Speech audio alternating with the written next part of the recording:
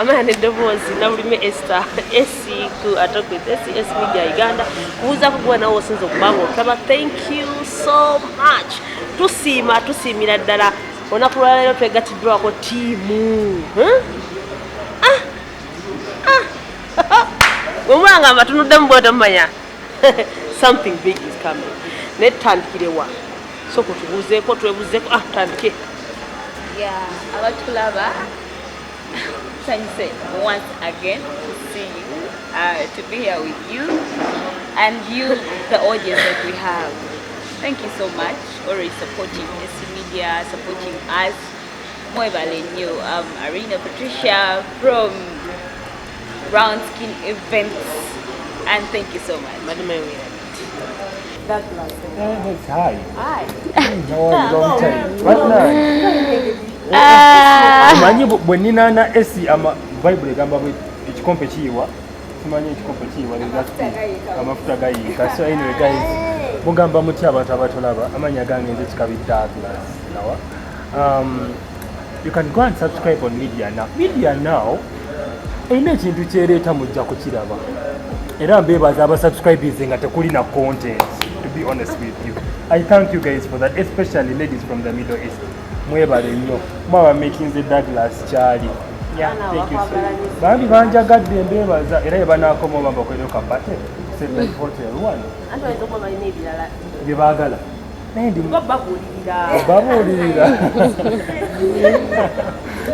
banaakozesa ensobi nemba ku mulamwa. Hi everyone. My name is Matilda and I'm so happy again to join SC Media in this very wonderful discussion where we're going to be sharing our opinions and our takes on the topic that we're here to share with you guys. I want to give a shout out to SC Media, Brown Skin Events, Media Now, Extreme Talk. You guys, thank you so much for subscribing and following, cutting out all our clips to share them on different social media handles, sharing them everywhere. It really means a lot. If it wasn't for you, we wouldn't be anywhere. So thank you so much. Banange. Okay, yes, so tutandise tuli mu kitebe ky'omukwano. We are going to discuss about mutadde mu luzungu. Tugenda kuba twogera ku nsonga za mukwano, nsonga za kiravulavu, ebintu ng'ebyo. So olunaku olwaleero tugenda kuba twongera omulamwa gwaffe ogwaleero tubuuza gwe omulabi atulaba kubuuzo wonna ogenda okuba nga otulabira nti osobola okwagala omuntu gw'osingako mu bintu nga ebitabo, ssente, ebintu social class, social status, right? Ebintu ng'ebyo ebyenjawulo. So tubeera tugamba nti women first, tutandikiddewa kantandikire ew'omukyalo. Osobola okwagala omuntu ng'oyo ng'omusinga okusoma nze. I don't want to cover up. Tagala kubalimba. Chili so naturally with women. Though somebody is wakanamu, but this is something that is natural. What thing I know, until the more the guy is responsible, the more the person is a bit higher than you, it's the more you become submissive. Like no kakan, I get it. There is a way you're feeling, and you feel like a woman under someone's cover up. You get it. Never ngamanti omuntu ansingako like musingako social status g. Basi feeling, that's the truth. I want someone that's going to guide me as the money. This is a man is the head of a family, and if you're the head, you really have to be the head. You get it? Be it in academically, be it with money, finances, and all that. Academics and what, but everything almost. Because nganze below you. You know what? I need a man that's going to advise me. Angambe, if you're starting that business, we calculate down.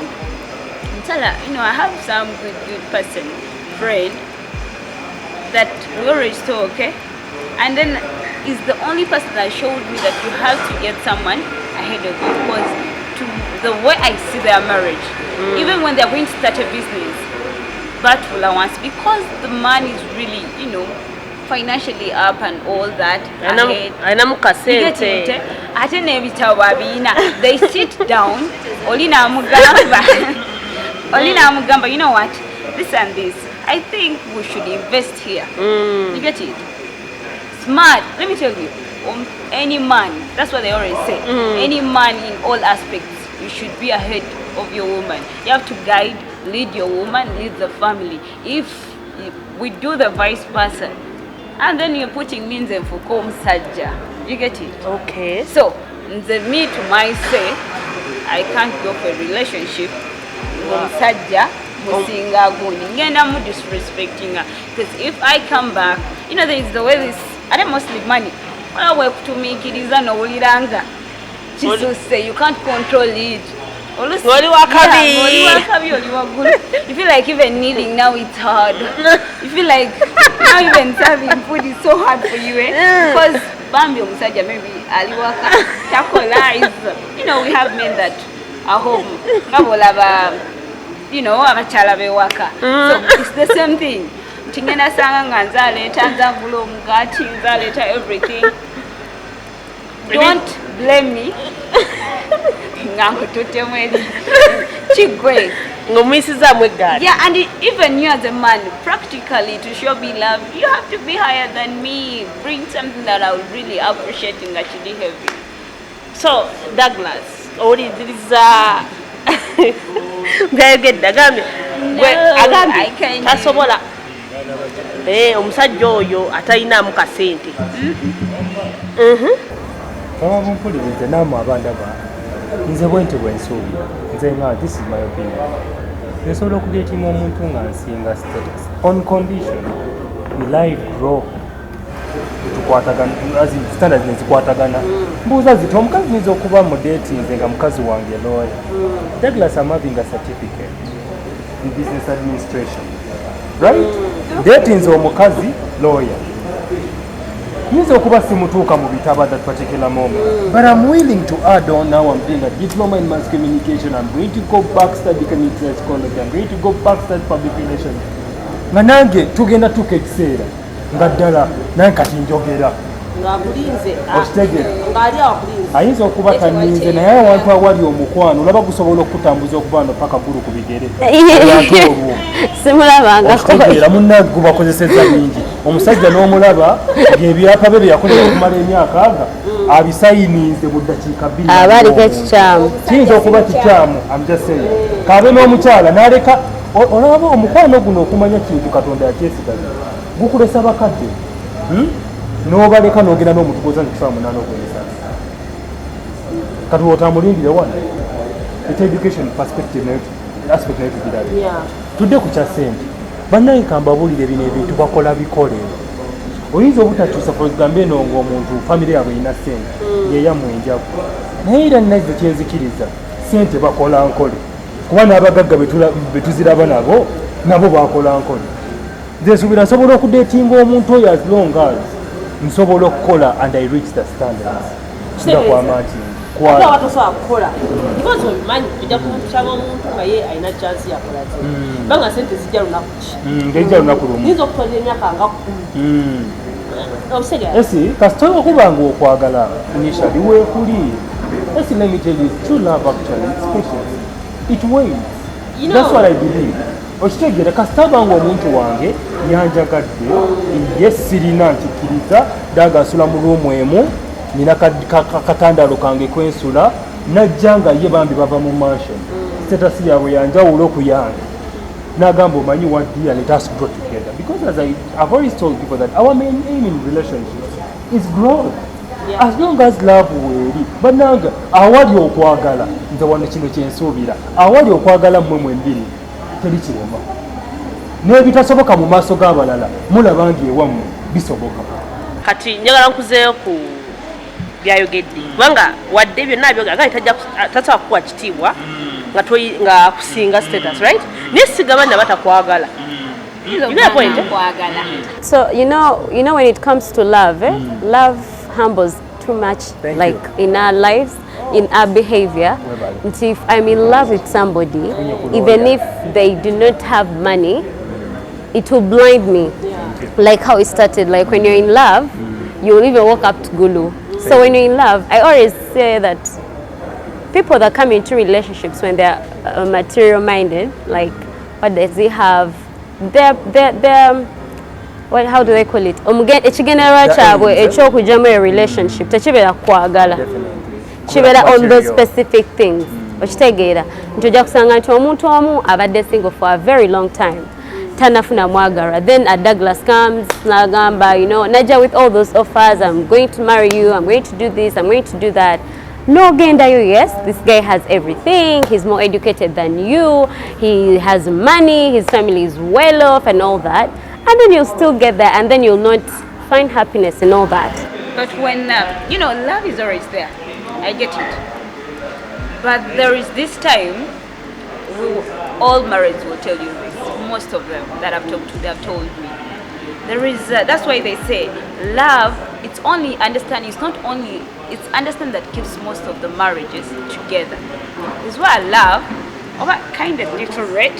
So at that time, what will happen? Me to understand that though my husband is not working for 3 years, I bring every day. Ojja kugula emmere. Eno laavu gye mwogerako bagiyita hypergamous love. Baba, otulina hypergamous kitegeezako tegeeza nti waliwo omuntu ayingira mu laavu nga ye class ye ya wansi naye ng'omuntu gwa datinga waggulu. Bino kinogerako ekyakyo class kino ogenda okulaba nga kina effect yakyo. Omusajja ono omulabye mugagga alina lulimi kiri ogenda okwogera naye musobole okublending. Right. It means olina okwestretchinga gwe omuntu gwali wansi okumutuuka. Are you willing? Bakwita kweteekawo. Si kweteeka, olina okublendinga with their kind of status. Their kind of style. Si kukyusa, kublendinga, to blend in, okumixinga. Okumixinga. Okay, on the same level. Tegeezako tegeeza kyekiriwa. Kujja nakyo okwefuula nga toyina sente. Togenda kwefuula. Naye bambi olw'okuba oyinza okuba omwagala ye naye nga status kwali ya waggulu nnyo okusinga. Oyina kagita emikwesese oba emikutu gy'olina okukozesa okumutuukako. Nti ye bw'aba ayogera emmeeri naawe leeta olulimi olw'okuyimpotinga nga lwebwo. Togenda si kulimba. Otandise okwepositioninga okweteeka. Ese ekigambo ky'okozesa sikyagala. Owetegera esi you trying your level best. Era ogenda okulaba nga marriages ezisinga bwezitera teziworking out. Omuntu alaba nga bambi yenaanu. Yeah, you feel like you're draining yourself too much to match the standards. Then also, allow me to add on what she was saying. Aina kyeyagambe nti no abantu mwina abafumba abamu balina we batuuka in marriage and things are like nga tebiri steady. What the challenge, according to what I've heard and what I've experienced and what I've read, watched, most people abasinga kati na dance betulabyeko when they love baji interpreting it differently. Most people ogamba love, they go into the emotional, like that electricity, yeah, that electricity that goes within your body when you say yeah. Types of love. Yeah, like that electricity that you get, you know, when someone mentions that glass, there is the way you get electrified and excited and all that. But there is there's more to that, right? Waliwo ekintu kibayita omukwano, like ofuna omuntu nga mukwano go. Ochidaba. But dating omuntu nofuna omunagamba, hey Matilda, I really like you, you're an amazing person and all that. We have to go back and dig ourselves into what is my character, do you like it, how are my behaviors, what are my flaws, can you handle? Okitegeera. Bino ebitu byonna bya status bija after singa of finding omukwano, osanga omuntu oyo okubeera mukwano go. Ngobudde bino byogamba nti no, omuntu ono mwagala. Wogamba, I love you so much, right? If that love that you feel for me at this moment is not there anymore, can you still tolerate my presence? Ogwo mukwano ogwo gwogamba nti nga bw'onagamba Douglas is my boy, right? Nga obeera ne girlfriend nga muwala, like your best friends, nga bananga omwagala nnyo, but you're not sexually connected, you just love that person. So when you're getting into relationships, we should always try so hard to see that we find that kind of relationship in our partners. nga bw'oyagala chali oyo guy oyo musajja let's say Douglas, I'll give an example of Nicholas. Nicholas is my friend, right? If my chick annoys me, if my parents annoy me, I can go and knock on Nicholas's door and I'm like, okay, yes, this is where I'll find peace. That person should be like that. Also, I'm going on dating. Let me chip in a bit.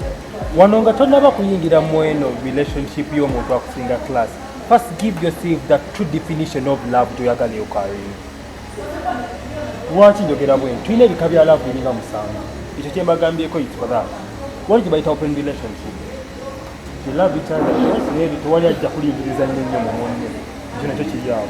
Newabaayo balinga bo beeyagala this romantic relationship. Aim yaffe marriage. Newabaayo neeno omusajja alina influence waggulu oba omukazi alina influence waggulu omuvubuka wansi. Ng'eyakamala okubaawo. Webale nnyo. What true definition of love do you give to your soul? Mwena ne mugidefininga mwembiri before you go forward. What is love to you? What is love to me? You get ekyo kibuuzo ne mukyebuuza mmwe nga ababiri muyingire ekintu kino kye mutegeera. Nga muli clear. Nga muli clear and still learn to eat. But you know that Douglas, it's easy for a woman, a man, let me tell you, even though man came Kabaka, because we have seen the kings marrying local people, women, you get it? Naja. But there is a way it's always hard. Oliova is a queen. This is one thing I had. I saw it. There is no, someone told me, and we're really good friends, I think you know it. He said there's no best feeling that when a woman, his woman asks for anything, Galimu position to provide, that makes him feel like he's a real man. Like what was it? Now I gifted my girl this. Now imagine right now, Douglas, you're in a relationship, how do you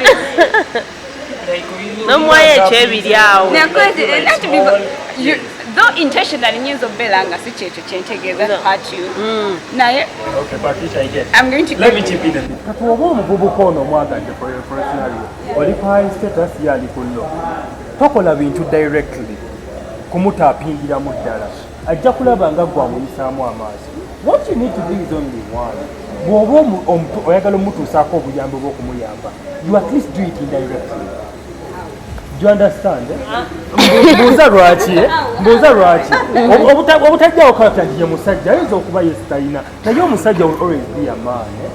You get what I'm trying to mean? Because let me tell you, I may try to be happy and not in an offensive way. I've accepted, but you gifted me with your flowers of 50. Are we some flowers? I'm calling it because out of a blue, I want to give you a car. Maybe I want to give you not a car, iPhone 15, maybe 14. To me, it's okay. It's affordable. And then you're going to look at your gift. No, that's not understanding your partner. Yeah, by the way, thank you so much. That's not understanding your partner. That's then love. No, you know what is going to happen? You know what's causing that? It's not that someone is doing direct, because you're trying now to grumble with yourself as a man. You're not feeling your weight as a man yet, because you feel like even when you want to give a complaint to me,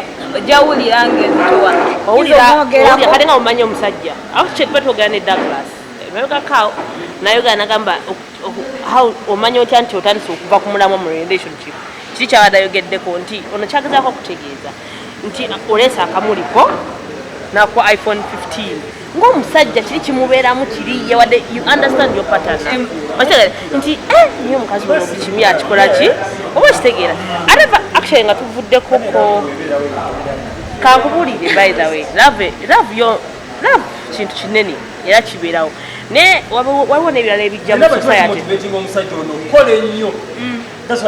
kiringa woogera n'ofumbirwa mu famire ya ng'oli musajja n'ofumbirwako n'owasa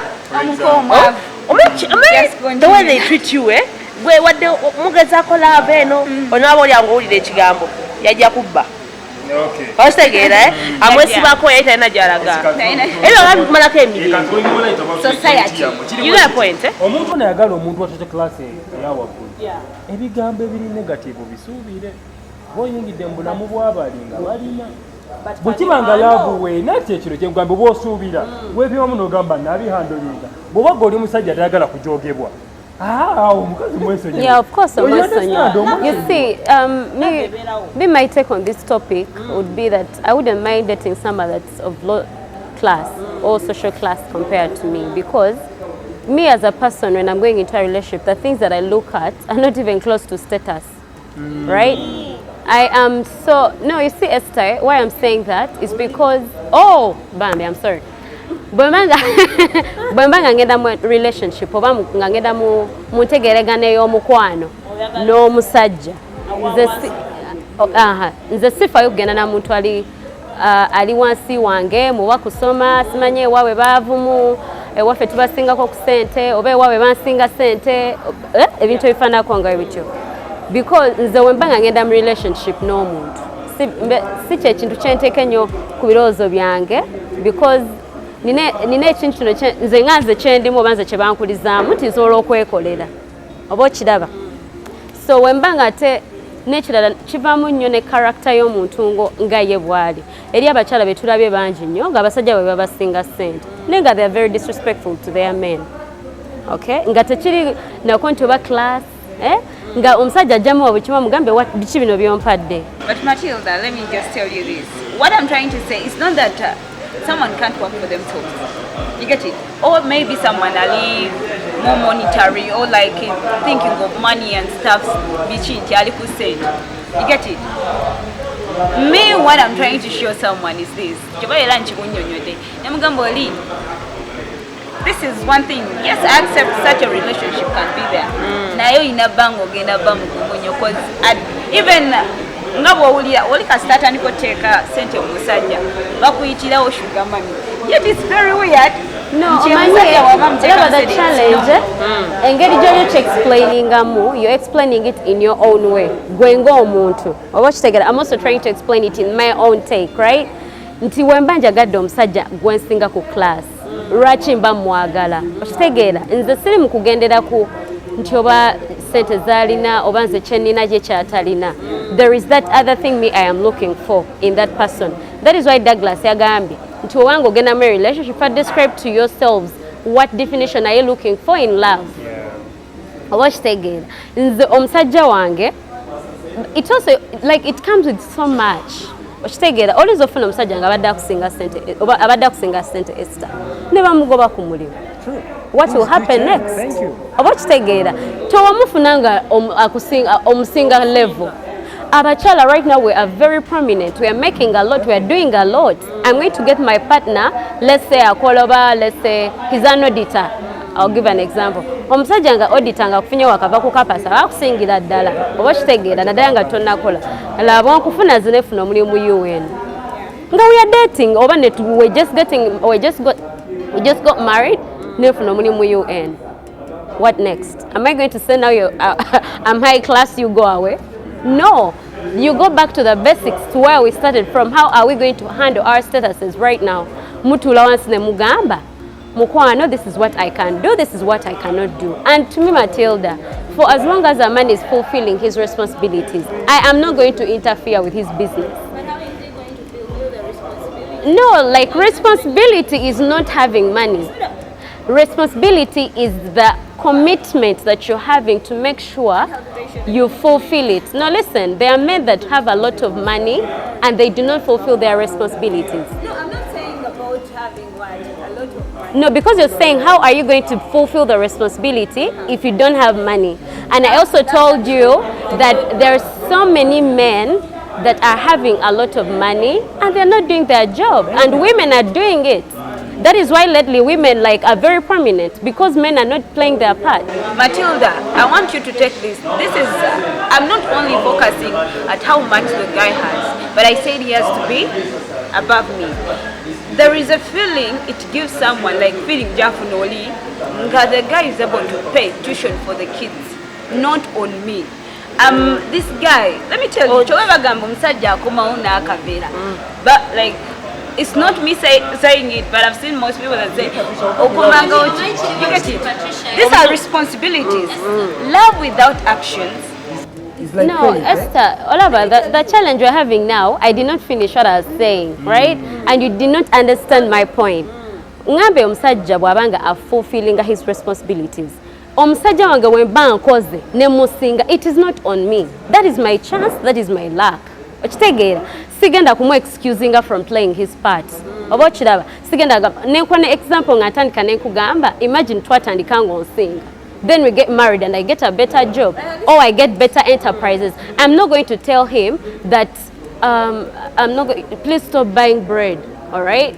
Oh, please, because you're not buying bread, it is okay. No. Take care of your docket the way you're supposed to. I'll take care of mine. My money is chipping in for this area where you're coming. And there has to be communication, okay? You're coming to me like, hey, hi honey, how are you? I'm well. You know, lately things are not moving on well in my relationship. That is why I said like there has to be friendship. Because when you have friendship in your relationship, opening it up to your gambe, Douglas, I am not well financially. What do we do next? A person that loves you can never say, what are you going to do?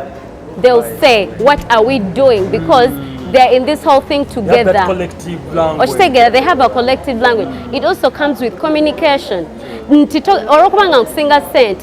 I've now I'll give an example. Just councillor kuchalo.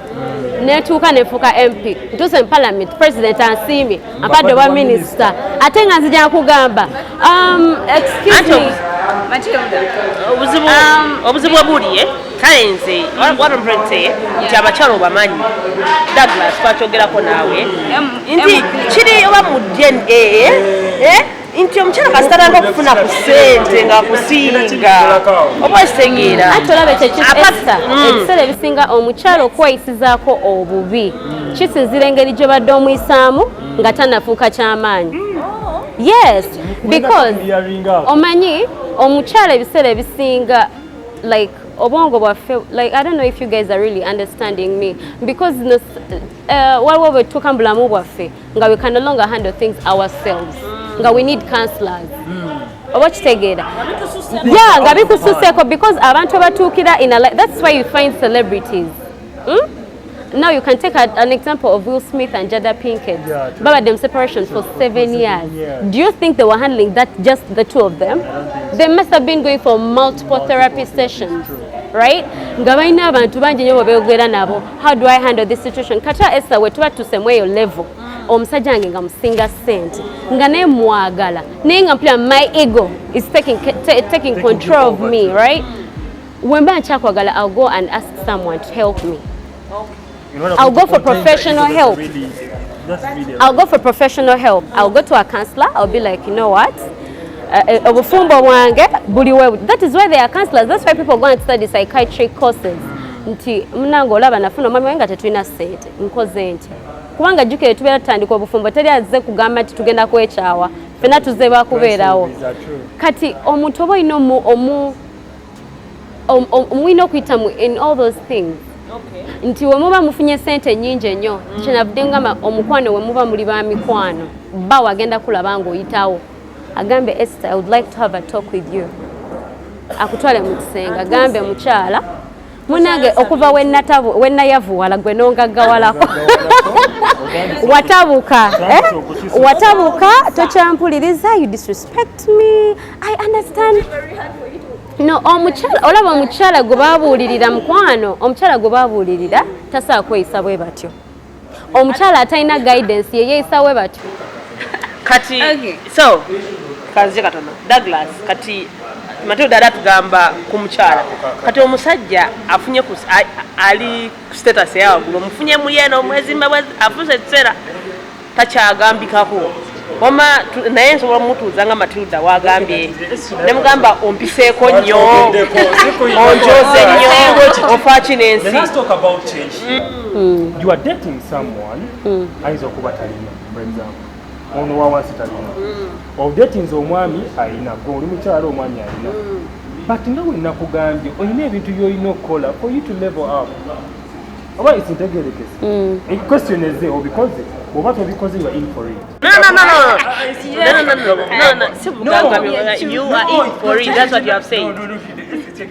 Why are you trying to okunoonya classe impact ojja kugiwulira ekitegeza kutegeeza kikino nti wemba ndeetinze tugamba omukyala wa wansi nze ne mu class ya waggulu nze kyemba nsuubira mu mukyala oyo bw'aba ddala twagalana ngenda musika naye yeesika tusobole okubeera ku level yeemu kuba ekitugatta ffenna program yaffe kwagala njagala okulaba mukazi wange nga bwe ngenda mugambe for like them close with my guys ayogera n'emikwano gy'abakazi bange nga afiitinga mu bulungi wadde oluzungu talumanye naye ngende wakiri mugambe omanyi lulino watani tugende okitegeera naye nga andaga alina that willingness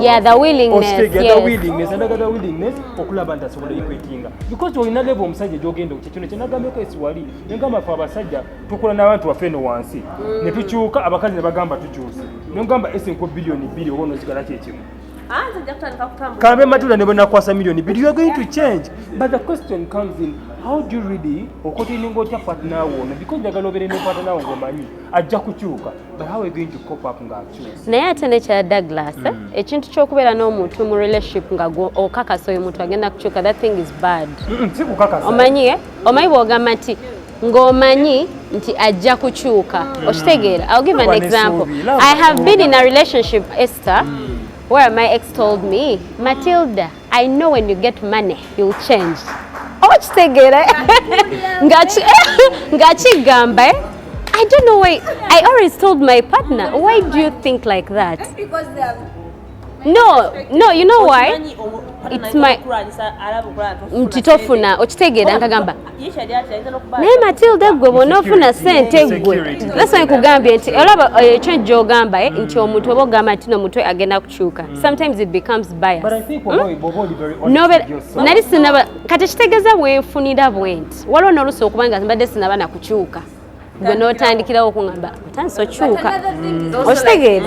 Mostly men can, you know, most times, okay, I was said most times they are there, they are there because they can't, because the more money you have as a woman, the more you even concentrate and be like, you know, but the more the man gets money, the more they look for what they can afford. They're always in the state of what they can afford. Kati agamba oli just nali mwagala ali nali wali class. Now right now I can go and buy so and so with a socialite of cheese. Ono omusajja yakyogerako yali seeka nagamba abasajja yakola bwato statement ye kyemayi we nayogera statement bajja gitege ati omwami abeera n'ekyo kyasobola essaawa ezo nti essaawa ezo asobola mukyala wa mitwalo emeka every transport akaviiri ka 10 meka tan naye kasitaafu nakusentane kukola nga si ye level ye oba ekitegi anti kati olaba nze Esther obuzibu bwenfuna n'abantu abamu aboogera n'abantu baffe n'abaami baffe n'abakyala baffe is because babateekamu endowooza enkyamu ye omuntu omusanga yes mumulaba muntu wakitiibwa maybe azze ayogera bulungi ku bintu ebimu naye n'atuuka mu kintu ekimu n'ablandaringa n'ayogera ekikyamu kati estatement gye yakola nkyamu nnyo oba okitegeera nti abasajja they do not get women. Me, I have seen men in my life nga bakwano bange nga teyafuna mukazi olw'okuba nga asobola omuaffordinga oba okiraba nga yamufuna kubanga amwagala. And amazing bias gye ninaku abo abantu we bato bakyasize okutta relationships bayonoonye nnyo omukwano kubanga nti abantu bagenda okujja mu mukwano nga yalowooza omusajja bw'atyo bw'abeera. Kati imagine oyo mwami n'agamba ekigambo ekyo Douglas okitegeera nga Douglas talina ojjukira si buli muntu mu bulamu bwe nti Katonda yamuwa ekitone oba that spirit of okulowooza okufumitiza omuntu ono byaŋŋamba ddala byebbyo oba okitegeera. But with what we are saying, like just me saying, you get it? Tell me of the richest that you know. Abachasinze recently, like even here in Uganda, leave the white and what? Because for them they have more roots. Here in Uganda, abagaga bachasinze. No, Omanyirach, that is a cultural kind of behavior. It's a cultural behavior in Africa. When you go back into the African setting, omusajja wange ono ne tukula ffenna mbe n'essuubi buli lukyanaku lwaki abakazi abalaba Yes, let me tell you something. That is why bakugamba niwe baba bakubuulirira oba ogenze mu church kuwasa oba kuwasa mwana wa muntu bakugamba omusajja like bagamba omusajja oba abeerawo ng'ali awo oba kitegeera bulungi ate n'ekirala bagamba obulungi si bwe bufumba. What does that statement mean? Nti oli mulungi naye ate eriyo abalungi abakusinga nti ogenda tuukayo n'obulungi bwo but your man is going to see that you're not delivering what he wanted. He will go and look for another beauty out there. Oba kitegeera. So it's not a guarantee nti gwe w'onojja mu bufumbo oba nojja n'omusajja nti maama nze ndi mulungi nnyo oba nze nina nnyo ssente. Let me tell you, you're going to get a shock of your life. Before we even go further, let me just step in. This is one thing. We are Africans. Me, I am proud to be an African. Yeah. You get it? Nti olaba, that's one thing I told you. With men, never yagalochi. You will leave this whatever. The chiefs we have, the kings we have, whatever. What makes them feel like have women, vichi, they already counted how many women. By the way, you're Christian. I love that. I am omuntu omugayo. Ngomukazi yali amusinga social status. Excuse me, there is something, you know me, I love God, but also when I see something that I don't understand, I talk about it, right? I was reading Genesis the other day at office. I read it, by the way, until like over chapter 27. But one thing, no, I think as the Spirit of God just covered me and it was like, just go and read. I think so, I don't know, but I think maybe God was preparing me. Let me tell you, one thing I saw in the Bible. Mu Bible abakazi bayite ba dominating.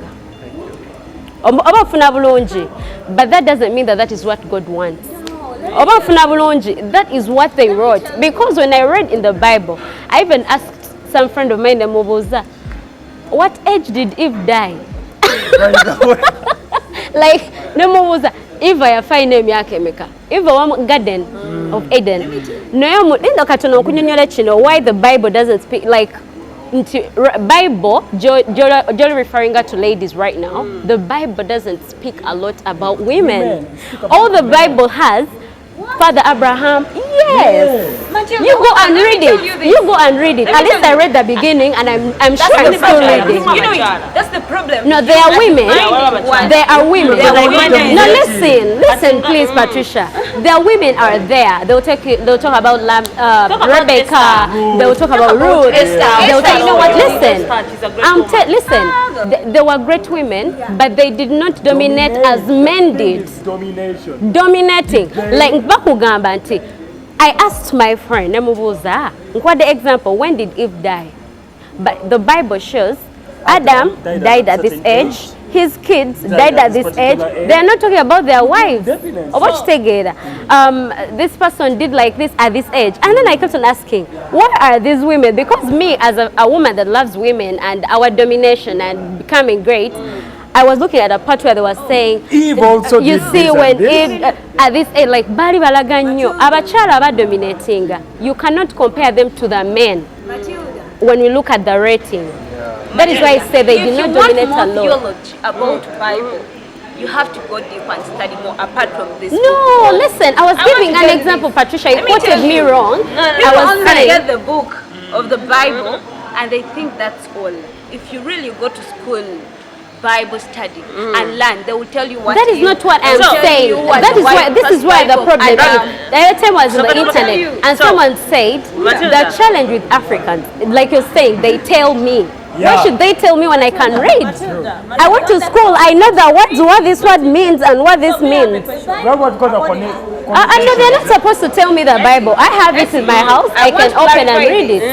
Why we go for Bible college, there are details that are not in this book. I'm going to tell you the truth. I'm on camera. They will tell you. If there are stories, the life of Jesus between the 12, whatever, 12. Remember after the Passover, you have to go. Matilda is one of, you know the first wife of Adam. No, listen. It wasn't Eve. Listen, what I am saying. Actually, Patricia, I don't know why you always never quote me right. I was saying, when I did not say I read the Bible. I even was clear. I told you from Genesis, from this part to this part. I did not say I read the whole Bible, right? I did not. Listen, according to the part that I have read, no woman was dominating at that time. Nganjagala referring on your point where you say that men, like even in the Bible, men are like. So, my question here is, ogenze no yogera kawe mabega no gamba nti ne mu Bible mulimu nti obulungi tebufumba. Sigabe Bible ngambe ogenda mu church okubuulirira. Nti obulungi tebufumba. That's what you say. Naye ndooza tolinako bantu boolabye nga yawasa omukyala we ebiki byonna n'abikola n'amuviira n'agala n'ayenda n'afuna omukazi omulala n'awasa abakazi abalala. Anti kyenvudde nkugamba obulungi lwaki bagamba obulungi tebufumba nti kitegeeza ne oba mulungi otya era omusajja akulekawo n'agenda. That is what I was trying to mean. Nti bwe bakugamba nti obulungi tebufumba kitegeeza nti oliiza oba omulungi nga bakuyiwako n'amata n'oganywa. But because of our culture, in our African society, omusajja nawe banamulokola ne bamugamba Katonda yagamba tebawasa bakazi babiri. For him, when he feels you're not delivering what he wants, he is going to go out there. You know, back then they used even to count the no, listen, people. No, listen. I have said if a man feels, and if it's like that, nti inze ndaba kiba unfair. Let me tell you. Senga nange mbera mu relationship nga ndabira ddala omuntu ono ta fulfillinga. Aunt Esther, nga bw'ogambe kiri unfair naye nga bwe nkugambe sigambe nti omusajja akiraba nti tofulfillinga oba abasajja abakira nti ngambe if he feels like that nizo banga nkola everything. But mukana tabiraba. That's why I say I feel you feel I'm not doing enough. You're going out there. Okay. Back to the point. Okay. As I asked Douglas, at least I know Douglas goes to church. You're going to get we also one go lady. to church, madam. No, I know him like we also go to church. I'm not saying no offense. Okay, fine. No, it's okay. What I'm saying, unless someone comes out of Nampayo, one lady in the Bible, so those that are viewing us, who was above the man? Because all what my faith, I've seen all these men were ahead. Abraham was blessed. They were good leaders. Yeah, they were good leaders.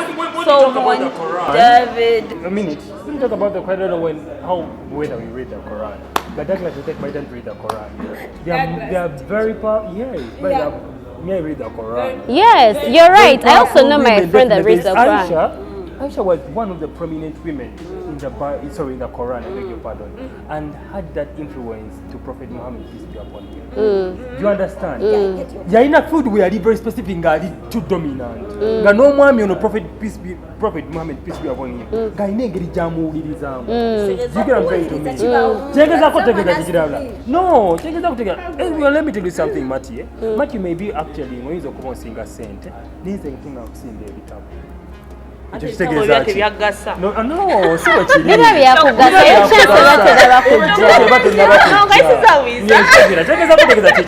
tuyinza okubanga buli muntu alina wasingira munne naye oyinza okuba osinga mu ssente society kyesingira ddala okulaba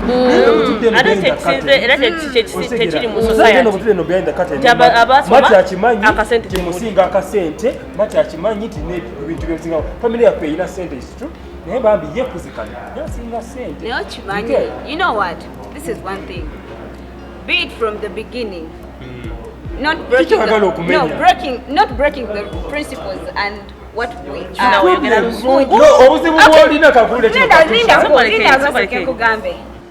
This bottle wansi. We know that maybe are doing to bring the point of what? They expected omusajja okubanga ali above. That's one. Nti omukazi ya bichuka yes. Bichuka no, but I'm saying yeah,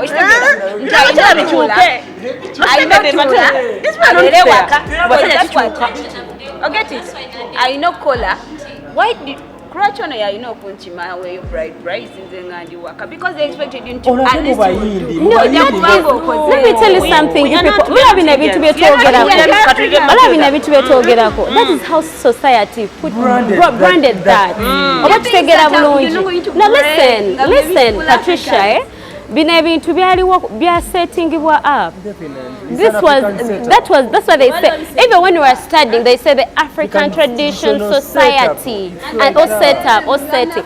Let me tell you, inti ebintu engeri gye babibumbamu era singa twakera ku macha nga twazaalibwa ng'omukyala yabeera head.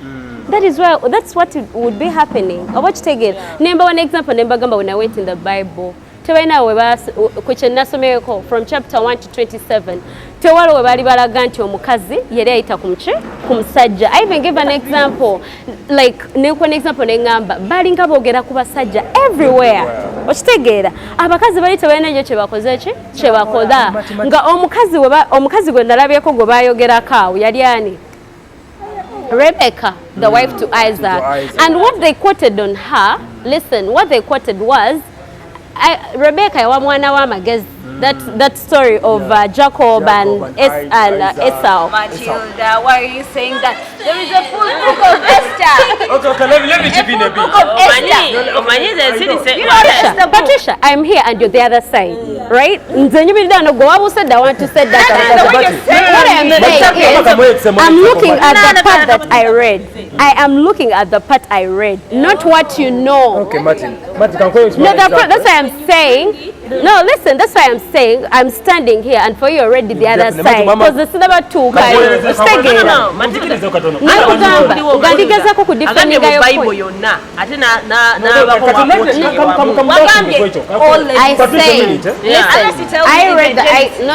I can repeat back and I say, I read Genesis from this part to this part, and this is what I saw, and it's still what I'm sharing. Definitely. And I'm still assigning myself, and I'm promising myself that I have to read. But the thing is like this, Esther. Mu society, that is how men were made.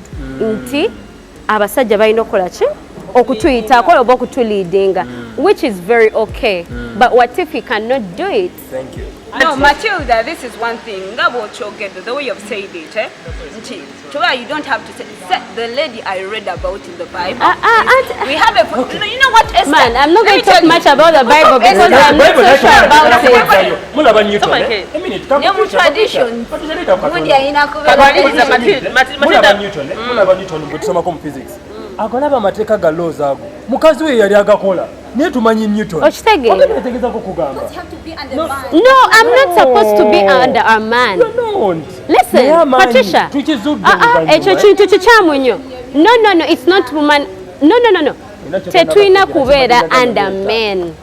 We are supposed to work with men. That is what it's supposed to be. We are not supposed to be under men. We are supposed to work with men. No. I'm not a helper. Being a helper is not being below you. That's why I'm saying we're supposed to work like this. No. Let her finish her statement. We work with men. Yeah, we're supposed to work with men. Patricia Gambe, the Bible, the society, they are saying we're supposed to be, we're under men. We are not under men. Listen, why you saying is the head, and then again you are the next. Listen, you know why? Being the head, Douglas, allow me. Being the head doesn't mean that I am supposed to be below you, right? Being ahead is showing me direction. That is what it means. Being the head, that's why in a company you will find that there is the CEO and there is the MD, there is the operations, but those people all have their roles and they are executing them accordingly. But I'm not saying that my operations manager is going to feel intimidated by the CEO. He could have more knowledge and stuff than them. They could be advising them and they're doing the right thing. And on that, as we close this discussion, okay, nganzigala weno discussion. Omusajja talina kukuli, ayina okukulira ewaka nga bwe kiri set up. Naye okuleeta enjawulo ewaka, okuleeta enjawulo mu eno society, okuleeta enjawulo mu bintu byonna ebigenda mu maaso, tulina kukola babiri. Nti bw'otula wano nga bw'ogamba nti Newton mukyala we yamuwanga ki? They were working together. Okitegeera? He wasn't. But you said a woman is supposed to below a man. What I'm trying to say, being below someone, nga bw'obeera n'omuzadde ng'ali waka, tekitegeeza gwe omwana tewali by'okolanga. It's the same thing with the man and the woman. You get it?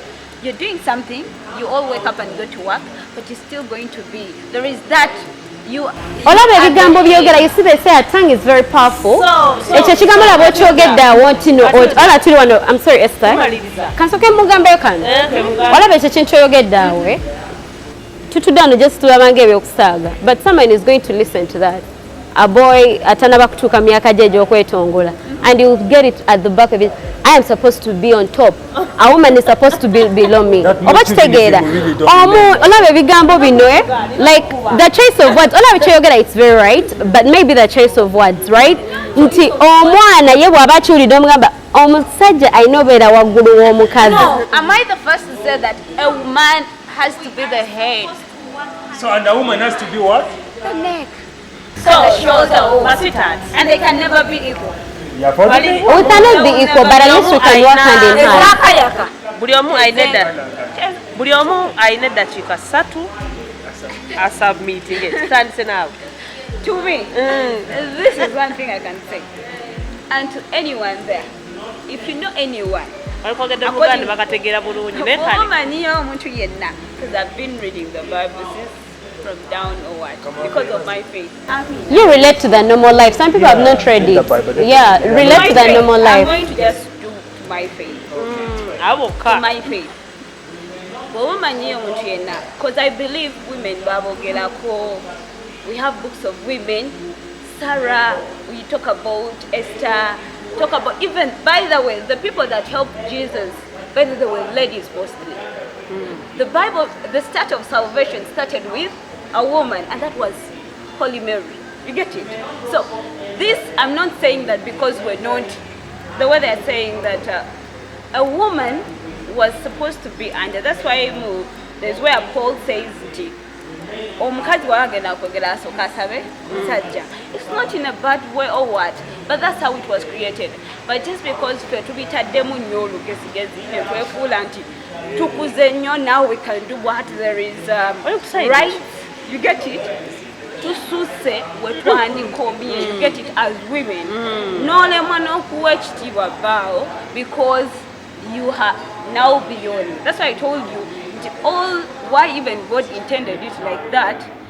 Men should be men. By the way, one thing I have seen with them, bamanyo controlling themselves. Tibwabaina nebwakuwa tagenda kunyuma. You get it? Tagenda kola ajja kusika busisi mwenkani. But as a woman, if you tell me this and this and this, and another thing nasina kwerabira is this. There is a way it's always good and makes you feel like a man enough.